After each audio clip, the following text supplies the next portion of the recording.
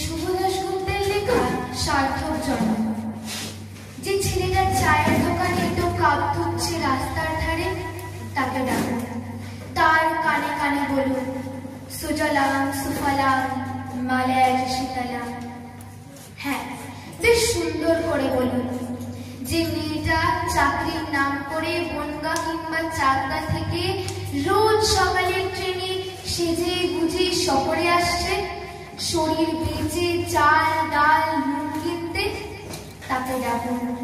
তার কানে কানে সুরেলা কণ্ঠে বলুন, সার্থক জন্ম আমার জন্মেছিল এই দেশে। যে ছেলেটি লটারির টিকিট নিয়ে দরজায় দরজায় ঘুরছে আর বলছে, বিশ্বাস করুন আমি ভদ্রলোক, আজ 10 বছর হলো আমার কারখানা বন্ধ, লকআউট, তাকে ডাকুন।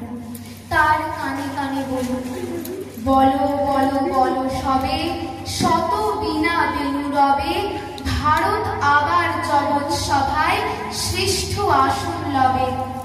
রাতের আকাশ কাটিয়ে অযোধ্যায় বৃষ্টি নামলে, যে মা আজও লণ্ঠন হাতে টালির ঘরের দরজায় ঠায় দাঁড়িয়ে থাকে, তার খোকন ফিরে আসবে বলে, যে খোকনকে এমনই এক বর্ষার উন্মত্ত রাতে কালো গাড়ির পুলিশ ডেকে নিয়ে গিয়েছিল, আর বরানগরের রাস্তায় ভোরের ঘুম ভাঙা কুকুর প্রথম দেখেছিল যার গুলিবিদ্ধ রক্তাক্ত লাশ, সেই মাকে ডাকুন।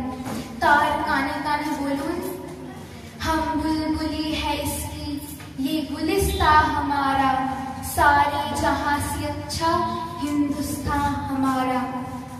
সবাইকে সবকিছু বলা শেষ হলে সুনসান শীতের রাতে 5 মাথার মোড়ে ঘোড়ায় চড়ে বসা সেই মহাবিপ্লবীর পায়ের সামনে ধীরে ধীরে এগিয়ে যান।